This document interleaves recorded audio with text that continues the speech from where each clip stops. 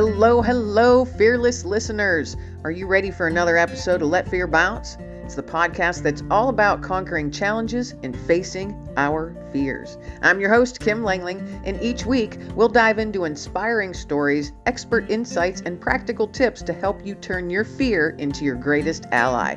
So sit back, relax, grab that cup of coffee, and let's discover how to make fear our bouncing board towards a life filled with endless possibilities right here on Let Fear Bounce.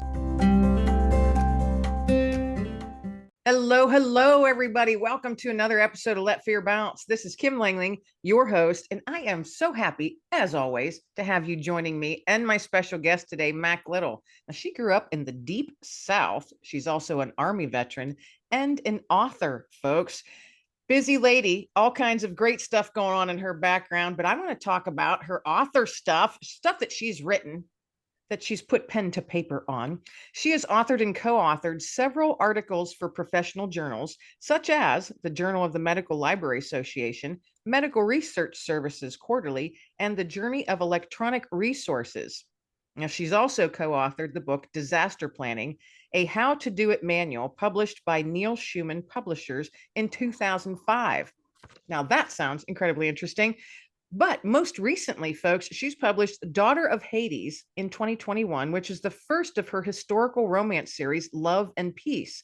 And the second in that series, Shelter in a Hostile Place, was just published in September of this year, 2023, with Inklings Publishing. Now, how exciting is that? You've got the second book in your series just out, not too long ago. You've got all kinds of cool stuff that you've co-authored and published in your past. Wow, busy lady, Army veteran. What else do you do? Welcome. Welcome to Let Fear Bounce. Thank you. I'm glad to be here. So first off, I always, as a veteran myself, I always thank those who have served our country. So thank you for your service to this country in the Army. And thank you as well. You are welcome. So let's jump right into it. Okay, so I want to hear about this disaster planning and how to do it manual. Now, and I'm assuming that kind of maybe came about from your Army experience, but share how you came to be a co-author in that book. Okay, well, I was librarian, fresh out of library school. I just got my graduate degree, and I was working at the Texas Medical Center Library. And around that time, a flood hit, and it like submerged Houston and our library, which was, on ground and below ground, but the stacks underground were like destroyed. And so the assistant director of the library said, well, as we go through this process of cleaning stuff up and preparing for the next disaster, we should document it. And so they invited me to come in and do the electronic part of the book and developing resources that you can go to and use to prevent a disaster and in case a disaster comes. So I think it was the directors and my supervisor just giving me a chance to have a voice in my new field of librarianship. But how awesome, how interesting too. Now, horrible that so much was ruined, and I mean that's tragic, a flood of that nature and that scope. But how there's always something that comes out of horrible things. There's always those little nuggets of hope that come out too. There is always something. I feel like no matter how bad an event is that happens to you, there's something you can pull from it and use to grow or to help others. Absolutely. I agree 100%. 100%. So yeah, how exciting and how interesting how that came about. So good for you. Good for you on that one. Is that still in circulation, that book? It's still in circulation. It's been revised, but I'm not on the revisions since I've moved on. Okay. All right. Well, still very interesting stuff though. You were in on the ground floor on that one. Yes. Literally. So, okay, let's jump into your most recent books, which let's see here. The first one, Daughter of Hades, which was published in 2021. That's the first in your series.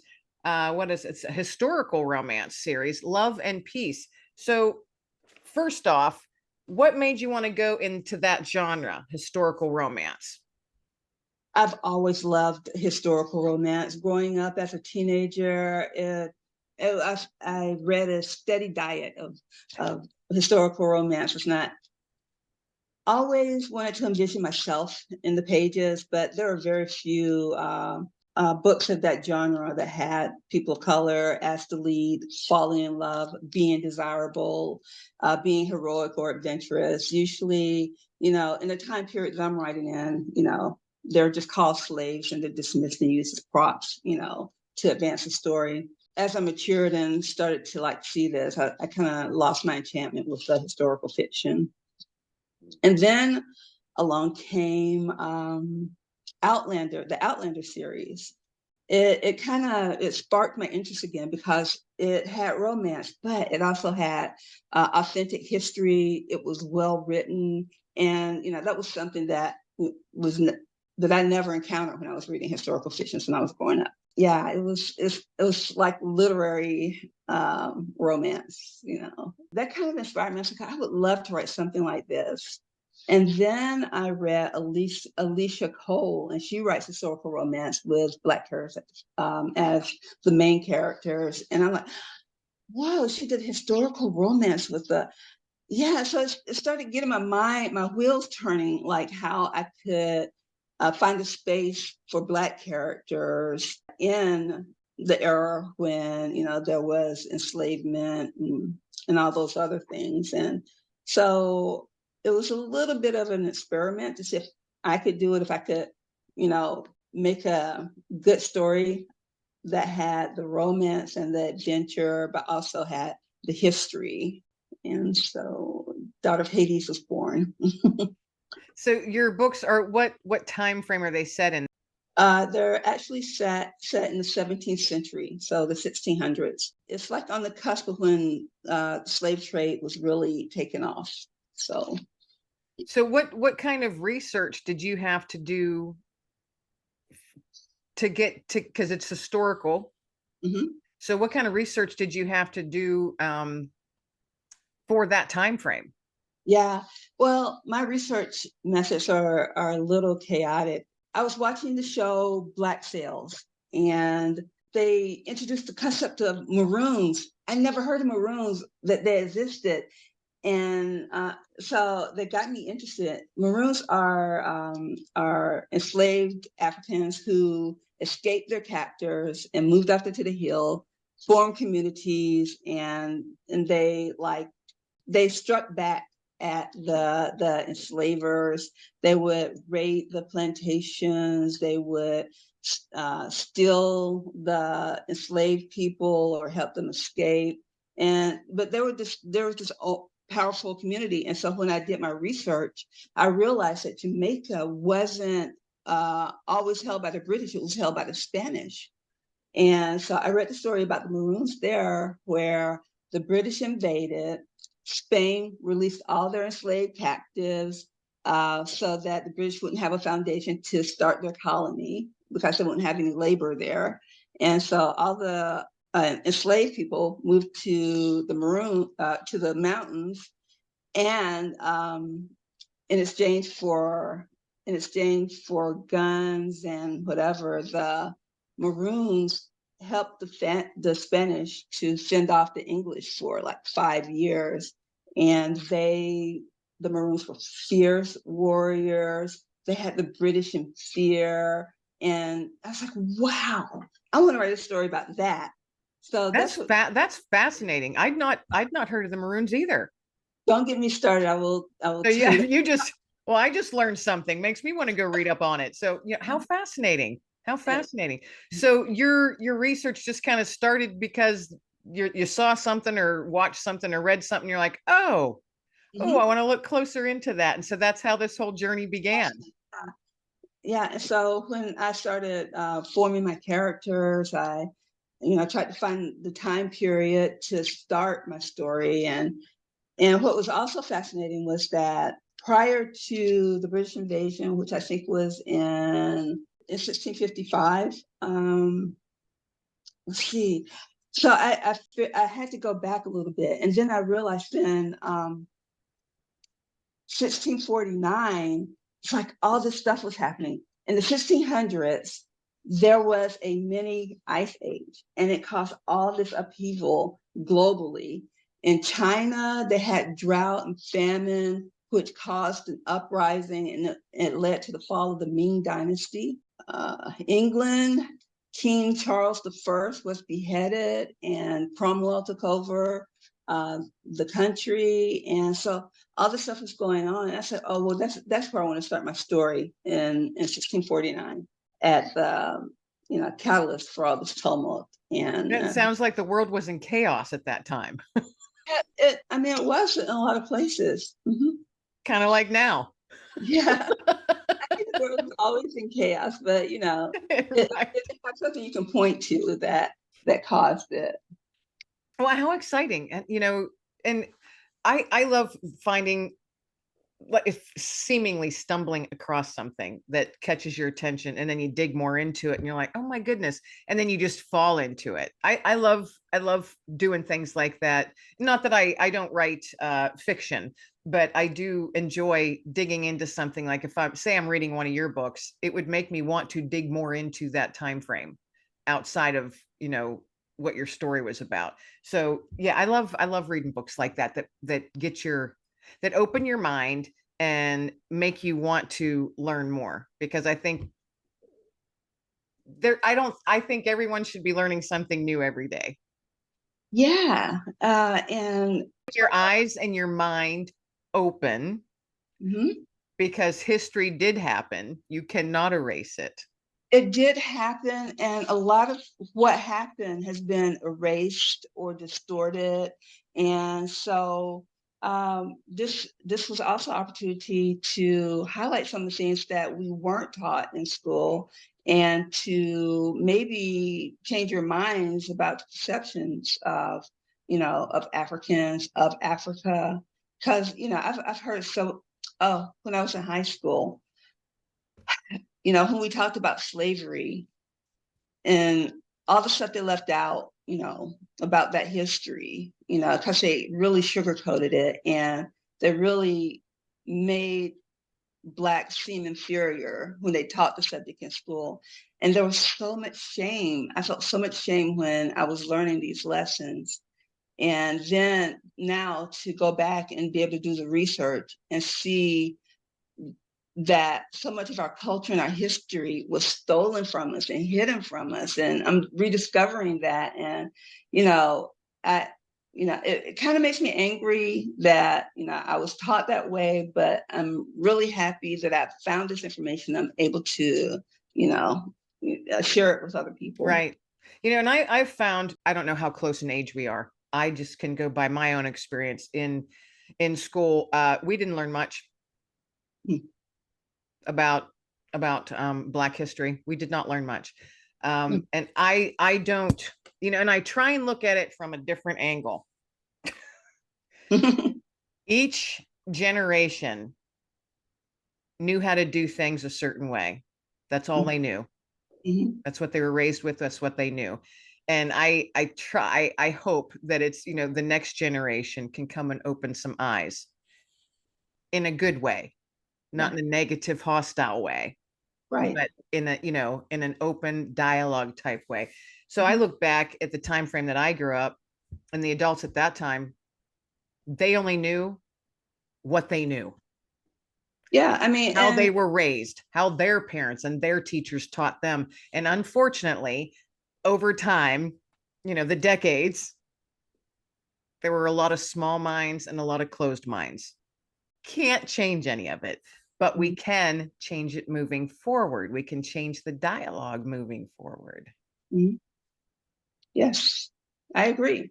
And hopefully, although, I wanted my books to be fun and entertaining, I do hope that it does add to the dialogue and enlighten some people, or at least encourage them to go ask ask questions so they can, find out for themselves.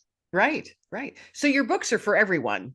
Your books aren't targeted to a certain No, male, female, color, genre, gender, whatever. They're for anyone. absolutely not. And that's what I'm trying to drive home, because a lot, when they see that a Black author wrote it, a Black female author wrote it, it kind of gets relegated to Black literature or Black history. Or Now, see, I was curious about that. So, have you found that that's the case?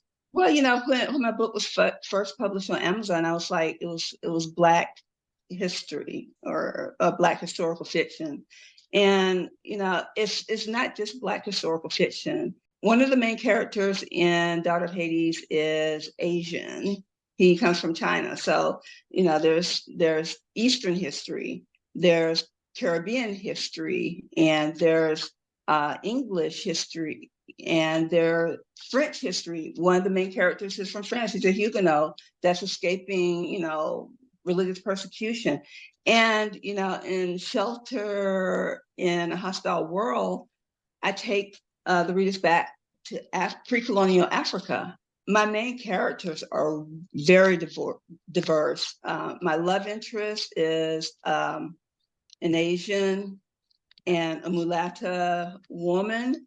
Her parents is an enslaved man who is like an overseer for plantations in Barbados, and his wife is an indentured Irish servant. Yeah, You cover a wide range.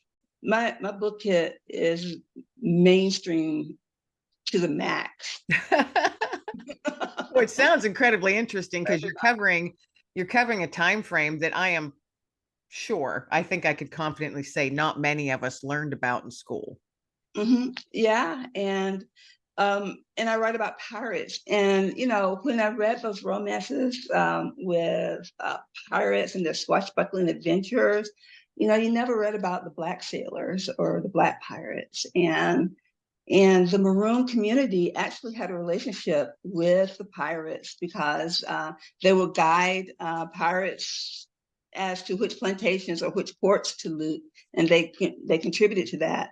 When slaves escaped captivity, sometimes they did it on a pirate ship, and they became a part of the crew. Interesting stuff. Very interesting. I'm fascinated by that. Now I'm going to go digging into the Maroons and all of that, because now I'm curious, because I'd never heard of it. So, hey, thanks for that. Thanks for sparking my interest there today. So what now, I know this one, the second book in your series, has just been released just a couple months ago, in 2023, September of 2023. What's coming up next for you? Actually, I've already written the second book, Shelter in a Hostile World, is a novella. And it's kind of like an interlude between book one and book two. Book two is finished, it's with the editors, and I hope to have that released next year. How exciting. Do you have a title that you can share, or is that a secret until next year? Well, I have a title, but sometimes my publishers have a different idea of what the title should be. So you have a working title then, I guess. Yes, Fortune's Revenge. Oh, now doesn't that just pique your interest as soon as you hear it? Look at you go. So you've got the novella coming out. So that's like a teaser book, a little teaser book in between book one and two of your series. How far out do you see this series going? How many books do you think this series might go to? Or is that just something that you're going to take book by book, and then all of a sudden you'll be like, I think that's done? Yeah, that's basically because my characters are also fascinating to me. So I want to explore all of their stories, and then the history that I encounter as I, create these characters and send them on their journeys. That's fascinating. That's something I want to explore. So as long as there's something for me to explore in the stories, I'll keep writing them.